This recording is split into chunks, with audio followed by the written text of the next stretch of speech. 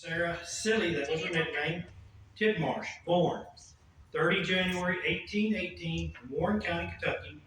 He arrived in Texas in the spring of 1846. Upon his arrival in Texas, his first stop was to visit a lifelong friend of his father and a fellow Kentucky neighbor. His name was Daniel Rowlett, who was a member of the party which surveyed a portion of the Mercer colony. The west line of that colony was near Rowlett Creek in Dallas County, which was named after him as the city of Rowlett. So as you can see, Daniel Rowlett was already here. They put word, hey, y'all need to come. We got this great thing. Now, a little bit about the Mercer colony. Back then, they would say, okay, we're going to take from point A to point B, and we're going to call this a colony.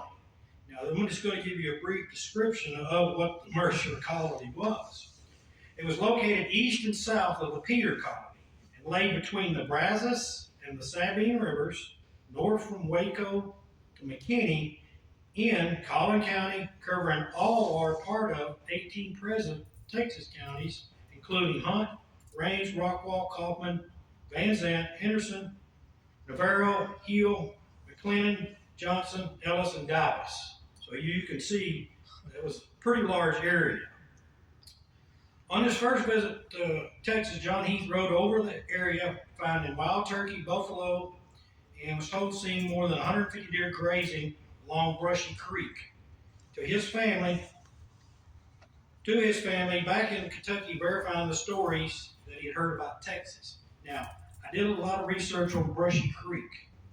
There's lots of Brushy Creeks.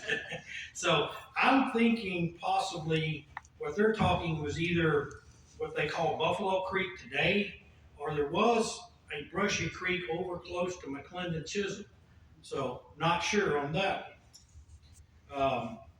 He returned to Kentucky in the fall of 1845 and immediately started back to Texas with his wife, Martha Jones, and his first child, Isabel, along with his youngest brother of his wife, C.L. Jones, and their parents. John and Martha settled at Willow Springs near what became the town of Heath. Now, if you know, it was actually called Black Hills, and that'll tie in a minute. It was Black Hills, then it was Willow Springs. So in a minute, you'll see where that ties back in. But he donated. Did any of y'all read the newsletter? Did y'all get the newsletter that came? There was a question on there. Did anybody answer it correctly? Okay. John Heath, he donated land for one of the Rockwall's first schools, which is known as the Willow Springs School. Now, what I understand, that school was located right around the area of where the Heath Baptist Church is what I've been told. And at this time, his home was in Nacogdoches County. Soon after, in 1846, it became Henderson County, and then in 1848 it was known as Kaufman County, and finally, in 1873, it became Rockwall County. Reason that, and he was quoted saying he had lived in 4 counties of Texas without ever having to move off his front porch. Now, reason being is back when the state was formed, they took Nacogdoches County, went from the coast to the Red River. And they just said, okay, everything that land in this area, which would have been Rockwall, where we would be now, was in that geographic dimension of Nacogdoches County. Then as it grew, that's when we became Henderson, and then that's when we became Kaufman counties. That's how he never moved. So, but if you'll go back and look at these dates, you'll see where it went from this big to just, as like I say, the population of Texas started growing. Excuse me. John Heath was appointed postmaster at Black Hill. Again, this was before they called it Willow Springs. And he was the first post office in Rockwall County, then Henderson County, in 1846. So back then, I don't know if any of y'all have been watching the Yellowstone series in 1923, I think it is. They showed one of the post offices at the home. Back in them days, you didn't have a post office that was out here by itself as you do nowadays, self-standing. It was usually in somebody's home. And what it was is they usually had a designated area, and most of them, what I read and understood, it was basically a trunk. As they get stuff in, they put it in the trunk, and then whenever who come picked it up, they give them everything that needed to go out, and they got delivered something, because the way I understood it is that you went to the post office maybe once a month. So, he was commissioned under Franklin Pierce. Everybody know who Franklin Pierce was? He was the 14th president of the U.S. administration. It was among the first who put a key in the United States mail pouch in North Texas. He was the ranking militia officer for all of North Texas. His legacy, and what he wanted to do is leave it, but he was quoted, he says, I want to leave a legacy to my children, to leave them with a distinguished service, civil and military commission, being the signatures of John Pickney Henderson, E.M. Peace, and Sam Houston, and others. Now, does anybody know who Henderson was? Henderson was the first governor of Texas.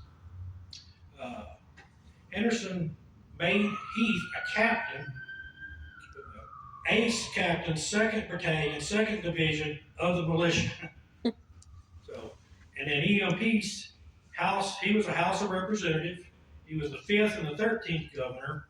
And then Sam Houston, which we all know who Sam Houston was, Tennessee governor, Tennessee representative, Texas representative, senator, and governor of Texas. J.O. Heath was appointed J.P. by Sam Houston. Heath, from 1849 to 1855, he served as a deputy sheriff of Kaufman County. And in 1860, he was appointed justice of the peace and served several times under that capacity. That's actually when Sam Houston appointed him. He enlisted in the Confederate States Army, Company K, 2nd Battalion, Rangers Stone 2nd Regiment. How they come up with all these names back then, your guess is as good as mine. But anyway, he served in the Trans-Mississippi Battalion. He had a good record and was commissioned as a 1st lieutenant. And a lot of these you'll be seeing here is he was commissioned by the people that we just said here. Henderson, Peace, Houston is where all that came in. After the war between the states, he returned home to a farm to operate the Heath Mercantile with his brother-in-law, and in 1885 was appointed postmaster at Rockwall. J.O. Heath was one of the oldest Methodists in Rockwall County, his name being number 1 on the roll. Anybody here Methodist? Okay. And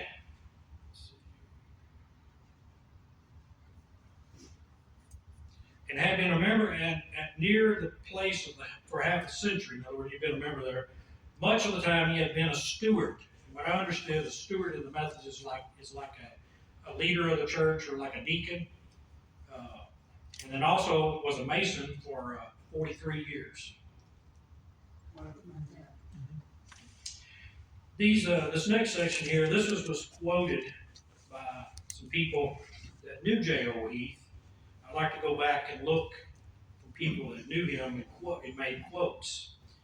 The Reverend M.H. Neely said, and is quoted by D.F. Fuller, when I was appointed to the Terrell District at the last conference, my first thought was of meeting many of my old friends, and among them, J.O. Heath of Rockwall.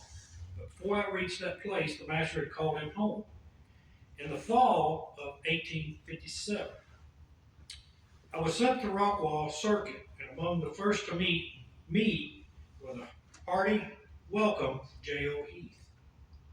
One of the stewards, during my stay on that work, I found him always true and faithful. I learned to love him then, and during the years that I have elapsed, I frequently met him and found him still the same faithful man of God. Judge E.C. Heath If you look back here on the judges on the wall, he's the very first one. This is the son, one of the sons of J.O. Heath. It's quote, a worthy son of a worthy father told me on my recent visit to Rockwall that his father often asked when I would get there and seemed to be anxious to live until the time of my appointment. And what I take it is he was appointed the pastor of the church. It doesn't specifically say that, but what I understand is the priest or the reverends, they called him reverend back then. He was appointed. In other words, you were appointed. You were head of that church. God bless the survivors of his family. J.O. Heath passed away on December 29, 1987, in the home of his son, Judge E.C. Heath in Rockwall. He was 79 years old. He was married 4 times and the father of 10 children, 5 of whom, with the present widow, survived him. That's why we didn't elaborate on all of his children, because there were 10 of them. J.O. Heath was one of the commissioners that appointed by the legislation in 1873 to organize the county of Rockwall. And one other interesting fact, too, is everybody here know who Terry Utley Wade is? Terry Utley Wade is the one that discovered the Rockwall. That was a stepbrother of J.O. Heath. And to this day, Karen and I live on some of the original land that J.O. Heath owned, and our land description states J.O. Heath survey, along with several other acres in Heath and on Myers Road. I know it's kind of short and sweet, but you could get so deep that we could spend all day here on this. One thing, too, is his son was part of getting the petition signed to get the Rockwall County as it is today, also, not as long as being the first Rockwall County judge.